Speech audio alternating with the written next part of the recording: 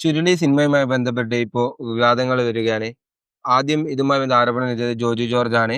അദ്ദേഹം ഈ സിനിമയിൽ അഭിനയിക്കുമ്പോൾ 2 രംഗങ്ങളായി ഷൂട്ട് ചെയ്തതൊന്ന് തെറി പറയുന്നതെന്ന് തെറിയില്ലാത്തതുമെന്നാണ്.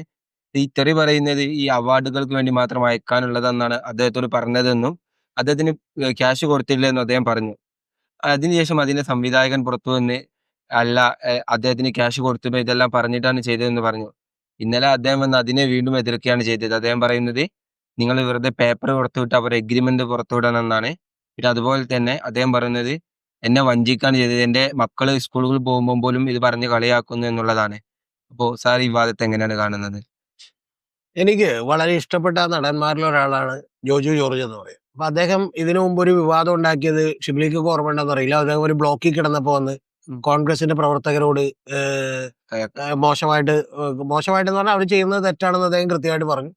അത് തന്നെ തൊട്ടടുത്തുള്ള ഒരു ഓട്ടോറിക്ഷയിൽ ഒരു രോഗി ഇരിക്കുന്നത് കണ്ടിട്ടാണ് അദ്ദേഹം വന്ന് ഇടപെട്ടത്. ഞാൻ അന്ന് അദ്ദേഹം പറഞ്ഞ വാചകത്തെ അത് ഫേസ് വാല്യൂവിൽ മുഖവിലക്ക് എടുക്കുകയാണ്. കാരണം അത് അങ്ങനെ തന്നെ ആയിരിക്കും ഈ പറയുന്ന ജോജു ഇടപെട്ടുണ്ടാവുക. അന്ന് അതിന് ശേഷം ഷിബിലി ഓർക്കുന്നുണ്ടാവും. കാരണം ഇദ്ദേഹം മദ്യപിച്ചിട്ടാണ്, കള്ള് കുടിച്ചിട്ടാണ് എന്നൊക്കെ പറയുന്ന ഒരു പ്രചരണം ഉണ്ടാക്കിയത്. പിന്നെ കോൺഗ്രസിന്റെ ഭാഗത്ത് നിന്ന് ചില ചീപ്പ് നമ്പറുകളൊക്കെ ഇറക്കിയിരുന്നു. അതായത് സ്ത്രീ പ്രവർത്തകരെ ഇദ്ദേഹം അപമാനിക്കാൻ ശ്രമിച്ചു എന്നൊക്കെ പറയുന്നു. അങ്ങനെ ഒന്നും ഉണ്ടായില്ല എന്നുള്ളത് നമുക്ക് പിന്നീട് തെളിഞ്ഞു. വളരെ ദുർബലനായ, വളരെ നിഷ്കളങ്കനായിട്ടുള്ള ഒരാളായതുകൊണ്ടാണ് ഈ പ്രശ്നങ്ങളൊക്കെ അദ്ദേഹത്തിന് ഉണ്ടാവുന്നത്. അന്ന് അദ്ദേഹം ചെയ്തതിനെ അനുകൂലിച്ച് നമ്മുടെ ചാനലിൽ ഞാൻ വീഡിയോ ചെയ്തിട്ടുണ്ട്. പിന്നെ അതിന് ശേഷം അദ്ദേഹം ചെയ്തൊരു മിസ്റ്റേക്ക് എന്താണെന്ന് വെച്ചിട്ടുണ്ടെങ്കിൽ അദ്ദേഹം മറ്റേ ഈ പണി എന്ന് പറയുന്ന ഒരു സിനിമ എടുത്തു.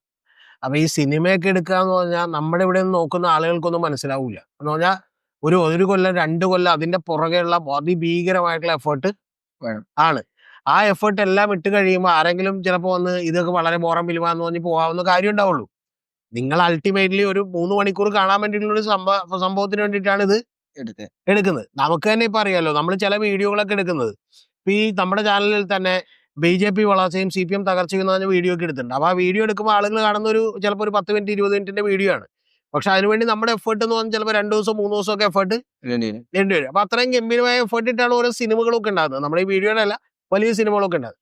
അപ്പൊ അതിനുശേഷം ഒരു KSUക്കാരനായ കോൺഗ്രസ്സുകാരനായ ഒരുത്തം വന്നതിനെ വിമർശിച്ചു. ആ വിമർശിച്ചപ്പോഴൊക്കെ അവനെ വിളിച്ച് ജോജു തെറി പറഞ്ഞു. അതൊക്കെ വളരെ മോശമായി പോയി. ജോജു അങ്ങനെ ചെയ്യാൻ പാടില്ല.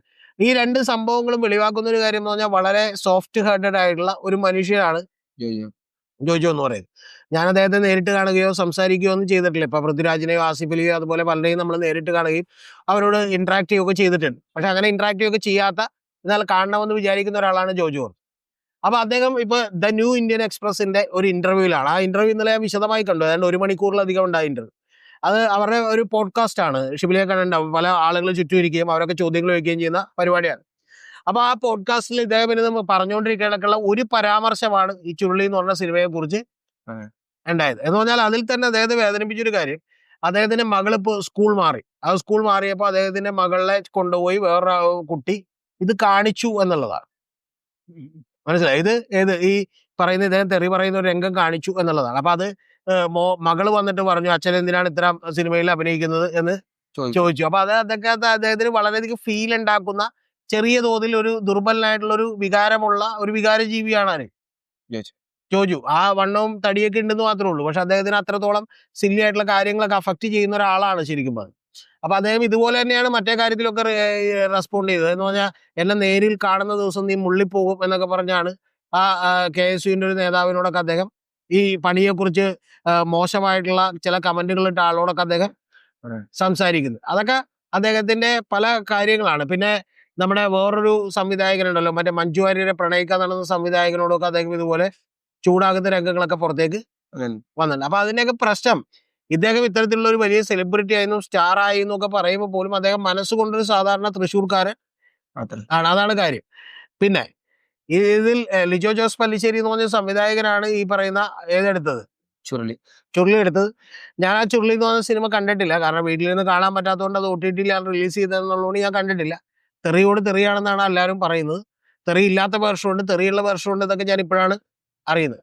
അതിൽ പറഞ്ഞൊരു കാര്യം എന്ന് പറഞ്ഞാൽ, വളരെ ഈ പറയുന്ന മകളൊക്കെ ഇങ്ങനെ വന്ന് പറഞ്ഞപ്പോൾ അത് റിലീസ് ചെയ്തു എന്നാണ് പറഞ്ഞത്. OTT-ലാണ് റിലീസ് ചെയ്ത്. അത് റിലീസ് ചെയ്യില്ല, പകരം അവാർഡിനയക്കൊന്നുമല്ല, ഫെസ്റ്റിവലുകൾക്ക് അയക്കും എന്ന് പറഞ്ഞുകൊണ്ടാണ് അത് എടുത്തത്. അപ്പൊ അങ്ങനെ പിന്നീട് കാശ് കൂടുതൽ കിട്ടിയപ്പോ അത് എന്ത് ചെയ്തു, OTT കൊടുത്തു. OTT കൊടുത്തു. അതൊക്കെ സ്വാഭാവികമാണ്. കാരണം ഇത്തരത്തിലുള്ള ചെറിയ ചതികളൊക്കെ സിനിമയിൽ വളരെ സ്വാഭാവികമാണ്. യഥാർത്ഥത്തിൽ രാഷ്ട്രീയത്തിലുള്ളതിനേക്കാൾ വലിയ ചതിയാണ് സിനിമകളിലൊക്കെ നടക്കും. ഒളിഞ്ഞിരിക്കുന്നത്. മറ്റേ സ്വപ്ന സുരേഷിന്റെ ഒരു ബുക്ക് ഉണ്ടല്ലോ, ചതിയുടെ പത്മവ്യൂഹം. യഥാർത്ഥത്തിൽ അതൊക്കെ എഴുതാൻ പറ്റുന്നത് നമ്മൾ ഒന്നില്ലെങ്കിൽ സിനിമയിലോ അല്ലെങ്കിൽ രാഷ്ട്രീയത്തിലോ ഒക്കെ നിൽക്കുന്ന ആളുകൾക്ക് എല്ലാവർക്കും തന്നെ എഴുതാൻ പറ്റുന്ന ഒരു കാര്യമാണ് ഇത്തരത്തിലുള്ള കാര്യങ്ങൾ. കാര്യങ്ങളെ കൊണ്ട്. അപ്പൊ അതിലൊരു ചെറിയ കാര്യമാണ്. പിന്നെ ലിജോ ജോസ് പല്ലിശ്ശേരി അപ്പൊ തന്നെ ഇയാള് 3 ദിവസം മാത്രമേ വന്നിരുന്നുള്ളൂ. ആ 3 ദിവസത്തിലേക്ക് വേണ്ടിയിട്ട് ഇയാൾക്ക് 5,90,000 രൂപ ടാക്സ് അടക്കം, അതായത് 5 ലക്ഷം രൂപയാണ്, പിന്നെ 18% ടാക്സ് അടക്കം 90,000 രൂപ കൊടുത്തിരുന്നു എന്നൊക്കെ പറഞ്ഞ് സ്ലിപ്പ് ഇട്ടത് കുറച്ച് കടന്നായിട്ട്. എന്താന്ന് വെച്ചാൽ പൊറിഞ്ചു മറിയം ജോസും അതിനു മുമ്പ് ജോസഫും ഒക്കെ എടുത്തു നിൽക്കുന്ന ഒരു ഈ പറയുന്ന നമ്മുടെ ജോജു ജോർജിന് എത്ര പ്രതിഫലം കിട്ടുമെന്ന് നമുക്ക് എല്ലാവർക്കും ഏകദേശം അറിയാം. ഒരു ദിവസത്തേക്കാണെങ്കിൽ പോലും 5 ലക്ഷം രൂപ എല്ലാവർക്കും ജോജുവിന് കൊടുക്കേണ്ടി വരിക എന്നുള്ളതും സിനിമയിൽ ഒന്ന് തല കാണിക്കുന്നത് തന്നെ അതുകൊണ്ട് അതിനു മുമ്പ് തന്നെ ജോജു ഒക്കെ അത്യാവശ്യം കുഴപ്പമില്ലാത്ത പ്രതിഫലം മേടിച്ചുകൊണ്ടിരുന്ന ഒരാളാണ്. അപ്പൊ ഒന്ന് ആലോചിച്ച് നോക്കണം, ഒരു നായക പദവിയിലൊക്കെ അദ്ദേഹം എത്തുകയും ഈ പറയുന്ന നമ്മുടെ പൊറിഞ്ചു മറിയം ജോസഫ് എടുക്കുകയും ചെയ്തതിന് ശേഷം ഒന്ന് അഭിനയിക്കുമ്പോൾ വലിയ തോതിലുള്ള പ്രതിഫലമായിരിക്കും അദ്ദേഹത്തിന് കൊടുക്കാന്ന് പറഞ്ഞിട്ടുണ്ടാവുക. എനിക്ക് 100% ഉറപ്പാണ്. അതിന്റെ പുറത്തുള്ള എഗ്രിമെന്റും അതിലുണ്ടാവും. അതിൽ നിന്ന് 5,90,000 മാത്രമേ ഇവർ കൊടുത്തിട്ടുണ്ടാവുള്ളൂ. അപ്പൊ അതൊരു വലിയ പണമായിട്ടൊന്നും എടുക്കാൻ പറ്റാത്തതുകൊണ്ടാണ് അത്തരത്തിൽ എനിക്കൊരു പണം കിട്ടിയില്ല എന്നൊക്കെ തന്നെ ഇവര് ഈ ജോർജ് പറഞ്ഞിട്ടുള്ളത്. അപ്പൊ ഇതൊക്കെ വലിയൊരു ജോർജ് പറഞ്ഞാണ് യഥാർത്ഥ സത്യം. പക്ഷെ പണം കിട്ടിയില്ല എന്ന് പറയുമ്പോൾ ഒരു പ്രധാനപ്പെട്ട കാര്യം കൂടി ഉണ്ട്. ഈ പറയുന്ന 5,90 കൊടുത്തതിന്റെ തെളിവ് അവർക്ക് കാണിക്കാം. പിന്നെ രണ്ടാമതൊരു കാര്യം കൂടി ഞാൻ ഷിബിലെടുത്ത് പറയാം. ഈ സിനിമയിലൊക്കെ തന്നെ പണം മിക്കവാറും കൊടുക്കുന്നത് ബ്ലാക്ക് ആയിട്ടായിരിക്കും. അപ്പൊ അങ്ങനെ ബ്ലാക്ക് ആയിട്ട് ആയിരിക്കുമ്പോൾ തന്നെ ഇത് ജോജുവിനും പുറത്ത് പറയാൻ പറ്റില്ല. ഇനി ചിലപ്പോൾ ഒരു 5 ലക്ഷം കൂടുതൽ വേറെ കൊടുത്തിട്ടുണ്ടാവും, ചിലപ്പോൾ ഒരു 10 ലക്ഷം കൊടുത്തിട്ടുണ്ടാവും. ആ 10 ലക്ഷം കൊടുത്തു എന്നുള്ളത് ലിജോ ജോസ് പല്ലിശ്ശേരിക്കും പറയാൻ പറ്റില്ല. അപ്പൊ അതുകൊണ്ട് ഇത് യഥാർത്ഥത്തിൽ ജോജു പറഞ്ഞത് തന്നെയാണ് കറക്റ്റ്. സിനിമയിലൊക്കെ പിന്നെ അത് സാധാരണ സംഭവിക്കാറുള്ള ഒരു കാര്യമാണ്. അപ്പൊ അതുകൊണ്ടാണ് അത് വിട്ടുകളയാൻ പോട്ടെ എന്ന് വിചാരിച്ചിട്ടാണ് പറഞ്ഞത്. പിന്നെ മകൾ ഇത് വന്ന് പറഞ്ഞപ്പോൾ കുറച്ചുകൂടി സങ്കടം ജോജുവിന് ഉണ്ടായിട്ടുണ്ടാവും. അത്രേ ഉള്ളൂ അതിന്റെ കാര്യം. മനസ്സിലായി? അല്ലാതെ അതിനപ്പുറത്തേക്ക് ഇതിനകത്ത് പ്രത്യേകിച്ച് വലിയ കാര്യമൊന്നും ഇല്ല.